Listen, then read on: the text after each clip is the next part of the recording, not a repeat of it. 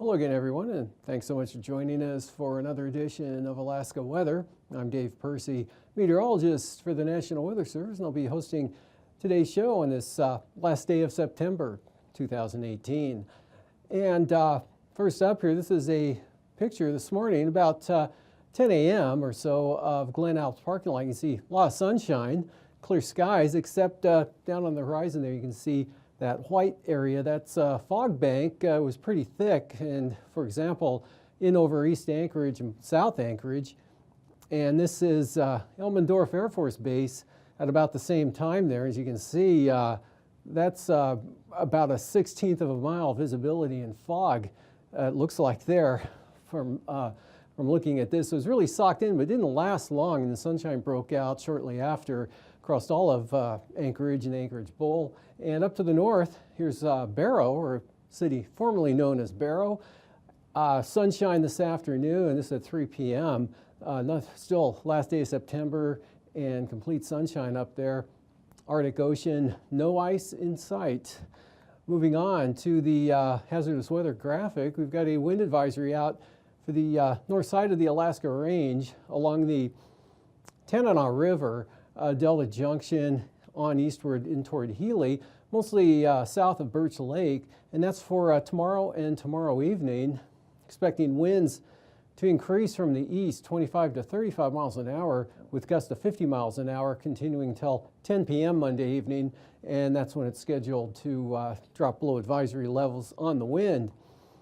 Satellite imagery today showing clouds early on up here over the northeast interior, but that moved off, and even the Arctic coast broke out to clear skies as we saw that at Point Barrow there.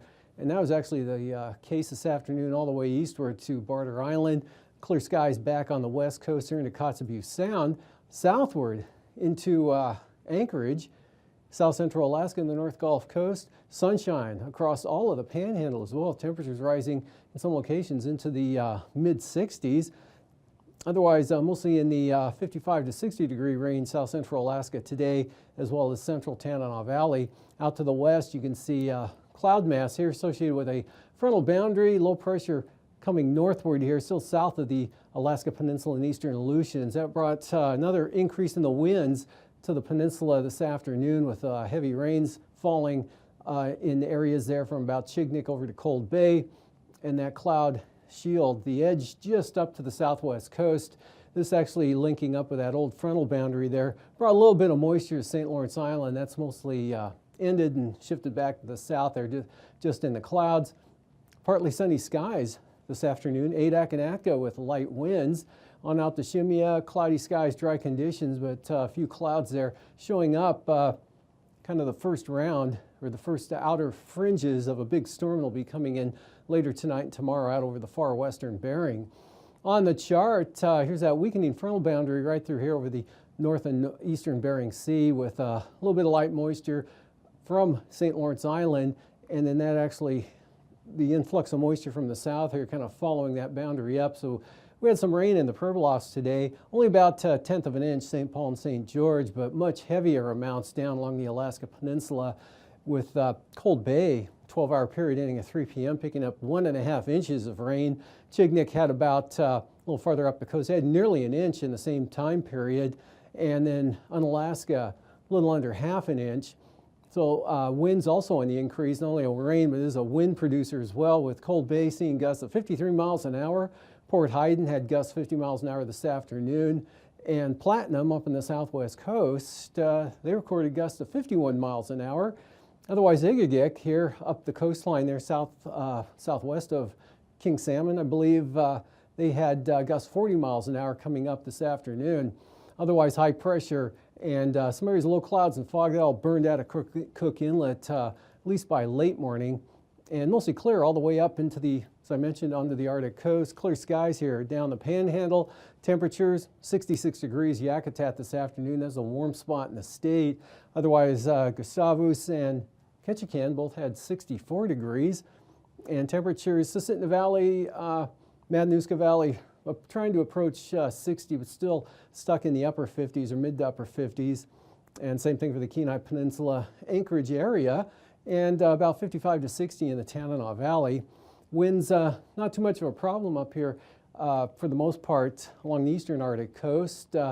But again, later on, no gradient over the interior now, but that'll begin to increase. Not so much, well, actually tonight it'll start increasing. See a few more lines on here with this high shifting over into the Mackenzie River Delta. So you'll start to see an increase in the winds after midnight tonight there for the north side of the eastern Alaska range. Otherwise, moisture again reforming here and chance of drizzle. It's locked in Kodiak Island today, this afternoon, half-mile visibility and fog. That whole area may expand tonight, push back in with maybe some drizzle and fog into the southern Cook Inlet area, maybe even in Cook Inlet itself, possibly up into western Prince William Sound. So some areas could see a repeat of that tonight, but increasing winds. This rain area as the front pushes eastward slowly. Low pressure comes northward and then sort of stalls out. Rain hangs up right along the southwest coast. Winds on the increase as well. But it looks like the rain, just a chance reaching the coastline, Cape Newnham to Macoriac late tonight and south of St. Lawrence Island, ridging behind that system. That in advance of a big storm that rolls onto the map tomorrow afternoon with, you can see that front tight pressure field with it, and look for storm force winds and rain, probably heavy at times with this as it moves on in. High pressure shifts over to the Adak and Atka area, so you may have a day tomorrow, much like you saw today, with partly to mostly sunny skies and fairly light winds, especially by comparison to what's out to the west there. There will be some patchy fog through here and still a chance of rain. St. Lawrence Island, this moisture feed flows northwestward and kind of re-enhances that trough a little bit. So you're back into the periods of light rain, fog, and drizzle there for St. Lawrence Island. Sunshine, though, for the Seward Peninsula. On up North Slope, Brooks Range, all the way out to the Arctic coast. Another very nice day up there. VFR conditions, maybe a little breezy on the east side, and then gusts 50 miles an hour north side of the Alaska range with the advisories out. But south of the mountains there, pretty light winds, Kuskokwim Valley, and the Panhandle still looking at some gusty channeled north and northeast winds, especially here to the north, maybe to a lesser extent down south. But sunshine again, highs 50s, maybe back into the mid 60s. Once again from Dixon Entrance all the way up. About the same for the south central area. Could see lower to mid 60s possibly for the Susitna Valley, Kenai Peninsula, even the mid Tanana Valley or the greater Fairbanks area could see some 60s for the first day of October. And then for Tuesday, that really doesn't change much up there except the gradient really slackens off. Just one isobar here through the eastern interior. So those winds drop off again at 10 p.m. tomorrow evening. The advisory should end. And maybe a few clouds here along the north slope and part of the Arctic coast, but another very nice day. VFR flying all the way down across the Panhandle here. High pressure right over Sitka, Port Alexander. Makes for light winds, so it could be some low clouds, fog possibly forming over the inside waters during the nighttime hours, but definitely dry with light winds, and they'll probably burn right off. This low gets kicked eastward to Kodiak Island, continues to weaken. Wet IFR type day coming up for Kodiak on Tuesday. Chance of rain up the south side of the Kenai Peninsula, but just clouds increasing to Prince William Sound. Southern Cook Inlet, a chance of rain. St. Lawrence Island back across southwest interior. A little bit of a break.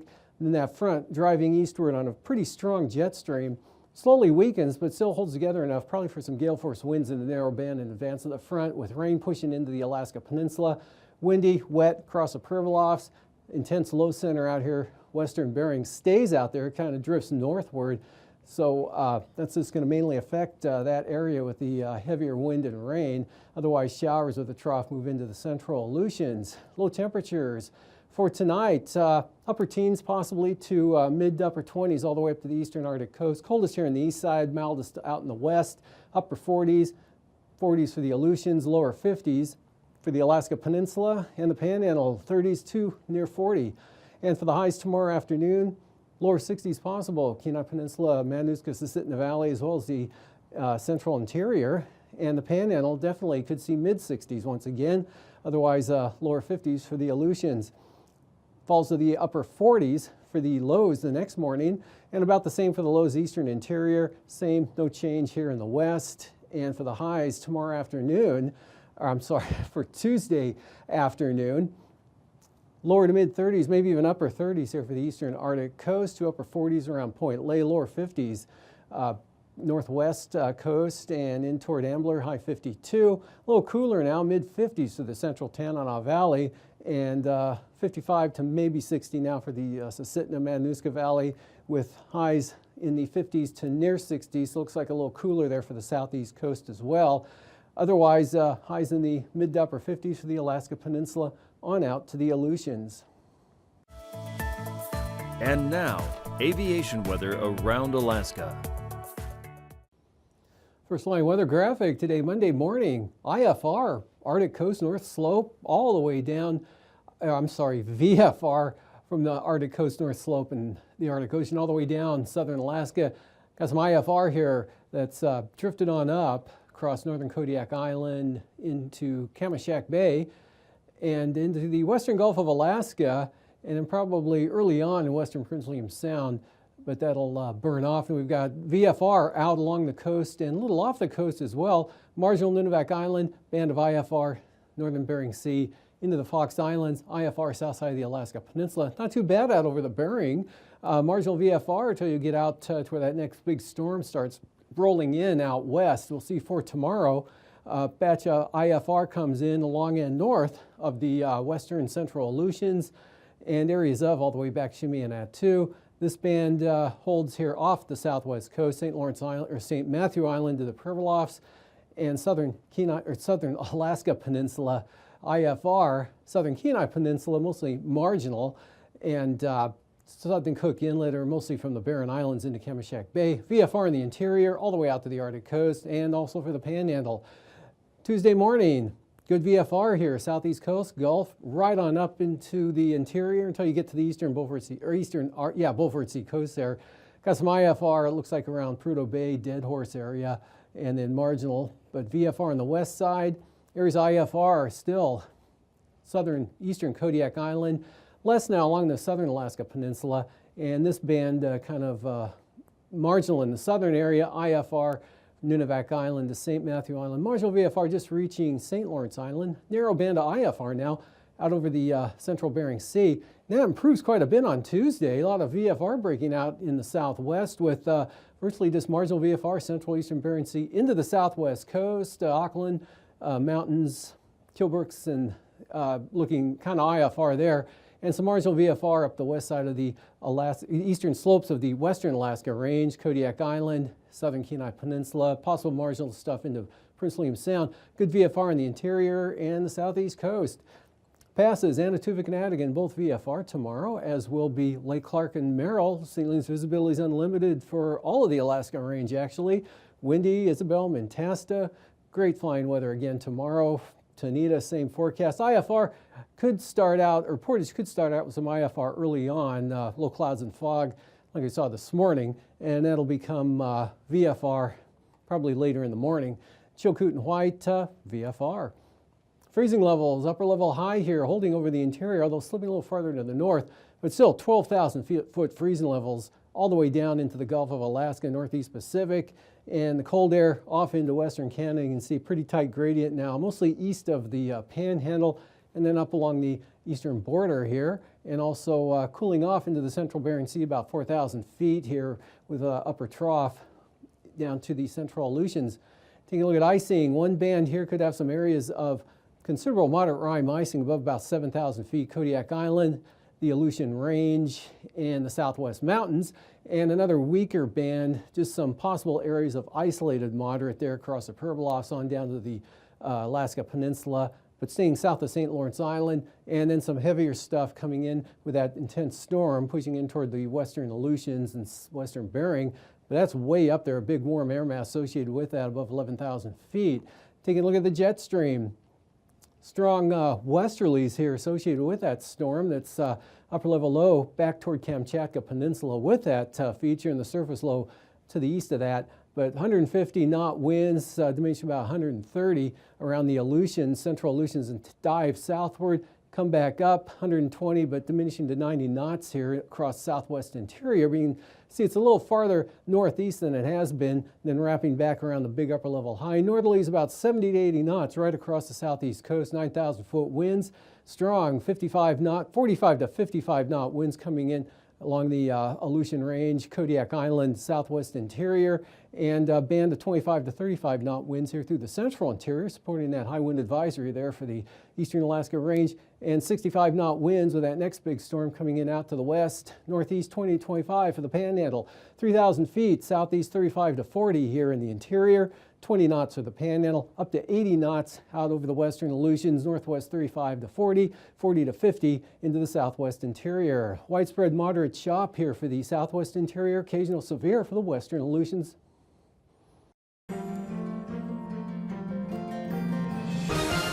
Hello again, I'm meteorologist Dave Snider with the National Weather Service with another edition of Alaska Weather Facts. And joining me today are not just one, but two people, both with the last name Stevens, which is even more fun, but no relation. We have Eric Stevens from Dehne and George Stevens, who is a mechanical engineering student from the University of Alaska Fairbanks. Did I get that right? Yep. Awesome. And today you guys brought a really cool toy, or I should say tool, with you. It's a sandbox, but why are you guys working on a sandbox? Well, it's part of our senior design project, and we were approached by AKwx to build this for them. They had a proof of concept that they developed about a year ago, I think, and they wanted a more robust version that they could pack onto a plane and take places, and it's a handy learning tool for kids and adults. So you're a mechanical engineering student. You've built a traveling sandbox for the experimental program to stimulate competitive research, EPSCoR, and Dehne's facilitated this. But why do we need a traveling sandbox? Well, the prototype was such a big hit that they decided they wanted another one, actually two, that they could that would be easier to travel with, possibly marketable even. Okay, so this is a traveling sandbox that's got a lot of bits and pieces and a computer hooked up to it. What is the computer doing with the sand? The computer actually uses a Kinect sensor to read the topography of the sand or the shape of the sand, and then the computer translates that into information which it projects using a projector onto the sand, showing topographical lines and which is representative of the shape of the sand. Okay, so this is a live mapping tool? Yeah. It's interactive. As you're moving your hands through it, it is actively following and changing the lines to fit what you're doing. That sounds like something I could have in my backyard. Yep. It'd be a lot of fun. So you guys had to change the design a little bit to make this more Alaska-fied, right? Yeah, yeah. Okay, how'd you do that? Well, the original was made out of basically lumber and Simpson strong tie type stuff, and we rebuilt it to make it lighter and basically more transportable. We can pack it down to a fairly small size, and it can be loaded onto a plane and flown anywhere in the state. Which you guys did today. And you have plans to take this in other places of Alaska, right? Yep, we're actually going to be headed down to Homer with it later today. Okay, very good. Eric, how does this fit into science learning around Alaska? Well, you know what? I think it is a tool and it is a toy. And it brings out a smile from an 8-year-old and the smile from a 48-year-old with that inner 8-year-old wanting to get out. The sandbox, it's an interactive learning tool that teaches us how topography in the 3 dimensions is related to, say, a 2-dimensional map. More about that later. Just like George was saying, it's got a Kinect sensor, not just for video games anymore. It can sense out the lay of the land there, feeds that information in the computer. The computer identifies that, sends a signal to a projector to send topographic lines to map over that lumpy ground. So you get a 3-dimensional topo map out of it. And my favorite thing about it, this is the thing that stops people at the trade show, they stop at your booth and don't leave, is that you run your hand through that sandbox and it responds in real time. It remaps the topography as you get to be Mr. Tectonic Plate Drifter there. You can make things how you want. Well, what if we made a really high mountain here and a low valley there, and the lines adjust to what you did? It's a learning tool because it shows you that connection between these 2-dimensional topo lines and what's really out in Alaska. And Alaska's a place with all kinds of topography. You know, we're from the Great Plains. where topo maps tend to be just like blank pieces of paper, but Alaska is particularly gifted in this regard, and this tool helps us, I think, learn more about our state, really. Absolutely. And so this is going to enhance STEM learning, the science, technology, engineering, and math in many different locations around Alaska then. This would be something that kids and teachers can get their hands on.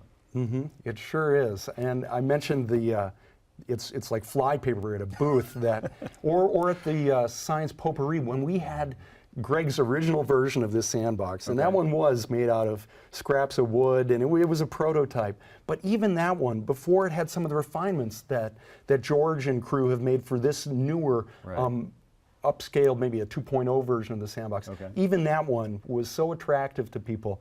It just demonstrated that this has potential to be a learning tool, an outreach tool, an education tool that now is portable and can go places in Alaska. Of course, there's only one sandbox, can't be everywhere at once, but hopefully it gets out there, gets the word out about EPSCoR and what science is being done here for Alaskans. All right, that sounds really interesting, and I can't wait to get my hands in the sand and try this out for myself. We're going to demonstrate this here in our next segment of Alaska Weather Facts, but before we go, we want to remind you that EPSCoR, which is a new acronym for me now, but I'm going to remember this because you can follow them on Facebook and Twitter, and I invite you to do that. Alaska EPSCoR is also something that facilitates science learning at the University of Alaska around the state, and that stands for Experimental Program to Stimulate Competitive Research. So check that out, and make sure you tune in tomorrow because we're going to have the next version where we actually get our hands in the sand and check out how this works and demonstrates that topography. So for now, I'm meteorologist Dave Snider with this edition of Alaska Weather Facts, and we'll see you again next time.